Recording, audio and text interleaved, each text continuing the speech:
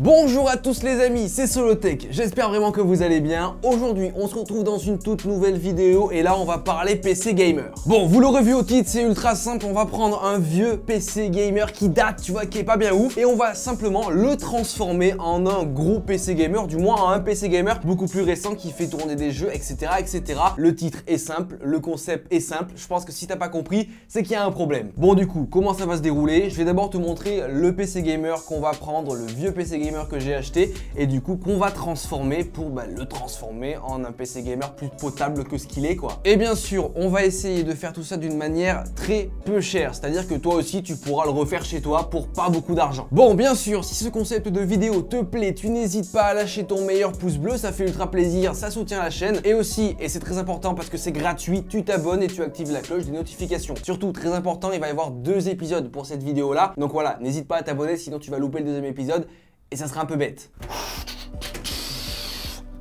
Ok, bon. Alors, voici du coup le fameux vieux PC gamer du coup qu'on va transformer en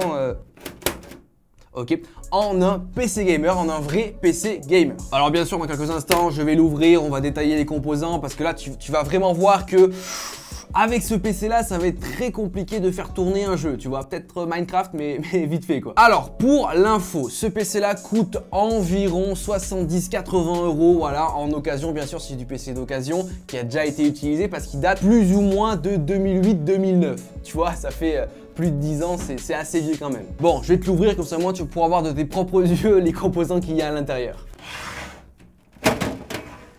Ah, c'est pas tout jeune tout ça, hein, c'est pas tout jeune. Donc on est sur un PC de base de la marque HP, donc qui avait fait son propre PC. Et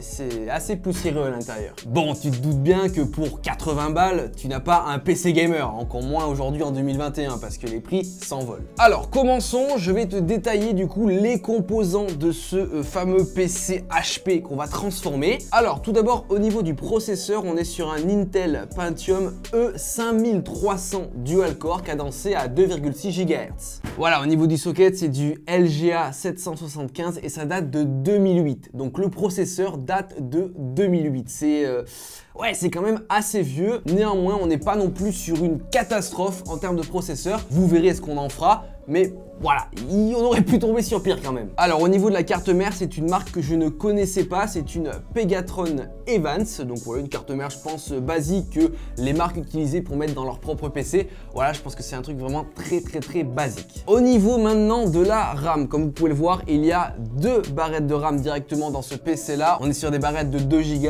donc 2 x 2 Go, 4 Go de RAM sur ce PC de chez HP. Alors on est sur de la DDR3, donc tu sais qu'aujourd'hui on a la DDR4, DDR5 bientôt, tu vois, donc ça remonte un peu. On est sur des barrettes de RAM 1333 MHz, donc voilà, c'est sûr que ça va être compliqué de faire tourner ne serait-ce que des jeux, mais aussi des logiciels avec 4 Go de RAM en DDR3. Alors dans ce PC là, très belle surprise parce qu'il y avait déjà une carte graphique dans le PC. Alors au niveau de la carte graphique, je te rassure, hein, c'est une très vieille carte. On est sur une MSI Radeon HD 4350. Ouais, c'est quasiment un dinosaure, tu vois le truc. C'est une carte graphique qui date de 2009, c'est les premières cartes graphiques, on va dire, potables qui étaient sorties à cette époque-là. Et pour l'époque, ça marchait plutôt bien. Mais aujourd'hui, c'est clairement de la daube. C'est battu par toutes les cartes graphiques intégrées dans le moindre petit processeur qui ne coûte rien du tout. C'est battu, tu vois. Enfin, niveau stockage, on a seulement à l'intérieur un disque dur classique, un HDD de 640 Go. Alors, je savais même pas que ça existait, ce nombre de gigas. Moi, c'était plus 500, 1 Tera, etc., etc. Donc voilà, 3 gigaoctets secondes au niveau du transfert des données. C'est pas ouf du tout, mais là aussi on aurait pu tomber sur pire, tu vois. Et enfin au niveau de l'alimentation, on est sur une alimentation 300 watts de chez HP apparemment, enfin en tout cas une alimentation propre au constructeur qui a fait ce PC là. Bon, en soi, tu l'auras compris, ce PC là était très bon à son époque, hein, on va dire en 2009, très bon PC pour faire de la bureautique, pour faire des logiciels un peu plus avancés et pour faire tourner les jeux de l'époque sans problème. Je te dis ça il y a 13 ans quoi, il y a 12-13 ans quoi. C'est vieux hein. Et du coup, c'est sur cette base là qu'on va modifier, on va changer pas mal de trucs, mais pas trop quand même, histoire de respecter un budget assez bas pour directement le transformer en PC gamer qui pourra nous faire tourner des jeux, on pourra faire des logiciels un peu plus poussés dessus. Mais avant ça, on va directement le tester, l'allumer en l'état. Tu vois, je vais essayer de voir si dans cet état-là, sans rien changer, on arrive déjà à faire tourner des jeux et surtout à combien de FPS. Et aussi, ça nous servira de comparatif quand du coup on l'aura entièrement modifié, on pourra voir le gain de performance qu'on a fait en changeant certains composants à l'intérieur. Donc bon, sur ce, tu mets ton meilleur pouce bleu, tu t'abonnes à la chaîne, on passe tout de suite au test de ce PC. Ok les amis, du coup c'est parti, on va donc tester ce fameux PC en l'état, sans rien avoir touché. Voilà, j'ai juste allumé, j'ai installé quelques logiciels dessus et on va directement le tester comme ça brut pour pouvoir voir ses performances réelles et surtout pour pouvoir ensuite les comparer quand on aura tout modifié. Déjà, le premier test qu'on va effectuer, on va du coup utiliser le logiciel Cinebench qui va nous permettre de tester les performances de notre processeur. Déjà, je dois te dire direct, hein, le PC est ultra lent, ça c'est normal, c'est que il n'y a pas forcément de SSD dessus, hein, du coup on est sur un disque dur classique assez vieux. Du coup, voilà, hein, il est assez lent, faut prendre son temps, tranquille quoi. Donc du coup c'est parti, je lance le test Cinebench.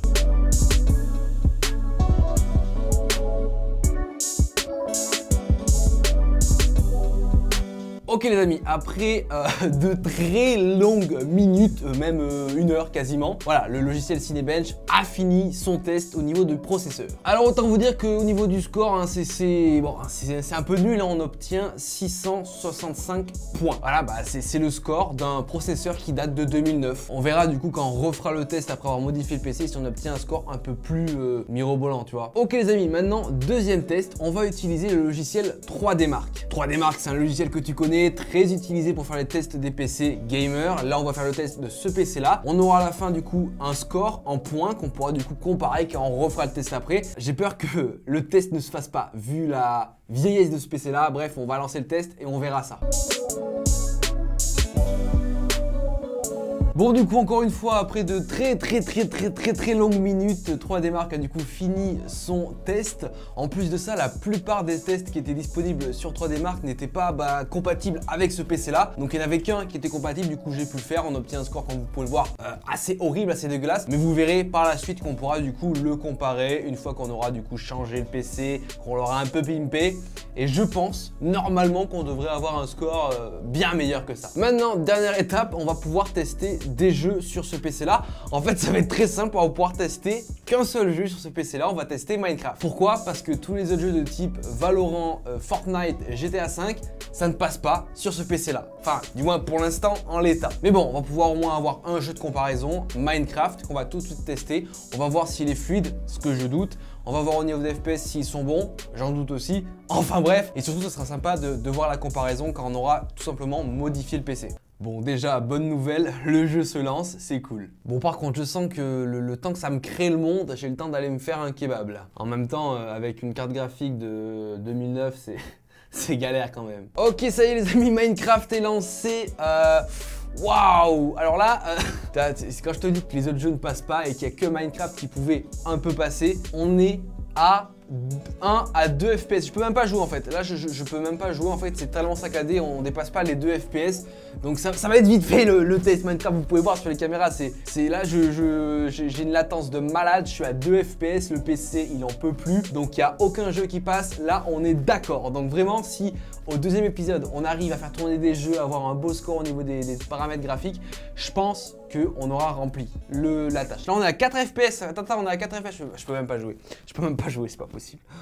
Oh là là, comme quoi un PC à 80 €, non, niveau jeu, c'est mort. Bon, du coup, ok, maintenant vous allez me dire, qu'est-ce qu'on va faire sur ce PC là pour le transformer en PC gamer? Parce que c'est vrai ouais, on part quand même d'assez loin. Donc, tout d'abord, premier changement, ça va être au niveau du processeur. On va garder le Pentium qu'il y a directement dans ce PC là, on va pas le changer. Par contre, on va légèrement le booster, faire un léger overclockage sur ce processeur là, histoire de lui rendre un peu sa patate qu'il avait dans le temps et le booster un peu au niveau de sa fréquence. Deuxième chose qu'on va changer sur ce PC là, c'est, vous vous en doutez, la RAM. 4 Go de RAM aujourd'hui, surtout en DDR3, c'est très faible pour faire tourner des jeux, des logiciels. On va passer du coup à 8 Go de RAM, donc 2 barrettes de 4 Go classiques. Bien sûr, la carte graphique, elle saute, parce que c'est vraiment de la daube, elle saute, on va directement la remplacer. On va y mettre du coup à la place une carte graphique de chez AMD, une RX 560, une carte graphique qui est du coup un peu encore d'actualité, qui fait encore le taf sur certains jeux.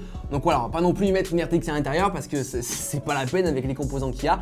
Donc une RX 560, ça fera très bien le taf. Si je mets cette carte graphique là, il va falloir forcément que je change l'alimentation parce que sur cette alim là qui était de base, il n'y a pas de connecteur pour alimenter la carte graphique parce que la carte graphique qui est déjà dedans s'alimente toute seule avec la carte mère. Donc du coup, je vais être obligé de changer la ligne de 300 watts, je vais la remplacer par une ligne de 500 watts, un truc pas trop cher mais qui fera le taf. Et enfin, dernier changement, niveau stockage, on va du coup garder bien sûr le HDD, mais on va y rajouter un SSD de 250 Go. Ça nous permettra du coup d'avoir un peu plus de patate, un peu plus de rapidité au niveau logiciel, que ce soit sur l'OS Windows, mais aussi sur les logiciels qu'on pourra y installer dessus. Voilà, ça nous permettra d'avoir cette patate là que le HDD n'a pas. Et il me semble du coup que c'est tout en termes de changement. Normalement, on ne devrait pas trop en avoir pour cher, et avec ça, on devrait avoir un gros gain de performance sur ce PC là. Donc bon, tout de suite c'est parti, on va aller faire nos courses, on va aller acheter les composants dont on a besoin pour faire le changement dans ce PC là.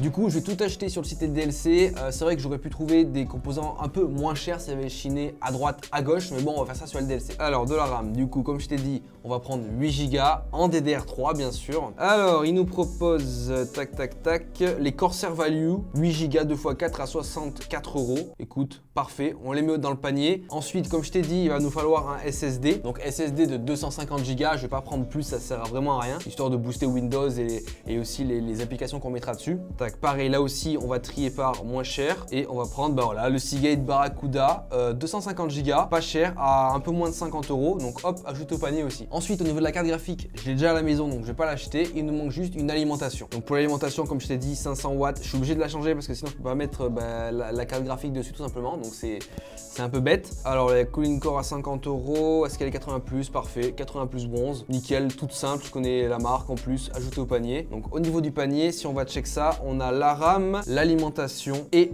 le SSD du coup, donc on a tout. On va acheter ça, il y en a pour un total de 161 €. La carte graphique, elle devrait coûter, je pense, 150 € si vous la trouvez, peut-être 100 € d'occasion. Mais voilà, on a du coup tous les composants, je vais directement les commander pour les avoir pour l'épisode 2. Bon les amis, j'espère que ce premier épisode vous aura plu. Bien sûr, dans le deuxième épisode, on fera tous les changements en termes de composants, on retestera le PC et j'espère qu'on aura du coup un gain de performance, que ce soit au niveau test logiciel, mais aussi en jeu. Je vais bien sûr attendre du coup de recevoir les composants à la maison pour pouvoir vous faire le deuxième épisode. N'hésitez pas bien sûr à vous abonner à la chaîne pour ne pas louper ce deuxième épisode. Tu mets ton meilleur pouce bleu si cette vidéo t'a plu. Si tu veux d'autres épisodes, que j'achète des PC vraiment pas chers, que je les transforme, bien sûr les pouces bleus ça fait plaisir, tu me le dis en commentaire. En tout cas, moi je te dis à plus dans de prochaines vidéos. Allez, ciao tout le monde!